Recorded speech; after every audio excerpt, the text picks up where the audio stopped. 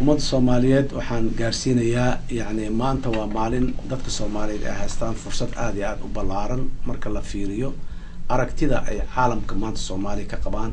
maanta waa maalin ay ummadda Soomaaliyeed haysato fursad aad u ballaaran sida ay dadka rajada ay u qabaan. waxaan leeyahay rajadu ha sii socoto, isku duubnaada, waxa aad qabsan kartaan markaad qabsataan baad rajaynaysaan kaalmada caalamka iyo kaalmada dibadda. waqti iyaanu naga lumin, aan isku tashano wax aan qabsan karno aan qabsano. inta aan qabsanahay marka ay sii kororto oo ay sii badataba kaalmada caalamka aan helaynana way sii kordhaysaa, wayna sii badanaysaa. waxaan leeyahay marka ummadda Soomaaliyeed si aan kaalmada caalamkana u helno, horeyna aan ugu soconno, waxa aan qabsan karno aan xooga saarno, aan iska ilowno isxamashada iyo maxaan ku yiraahdaa fadhi ku dirirka iyo afkaarta haraadiga ah. aan horey u soconno, aan lahaano waxa aan ka midaysanahay sidii aan uga miro dhalin lahayn, aan ku mashquulno.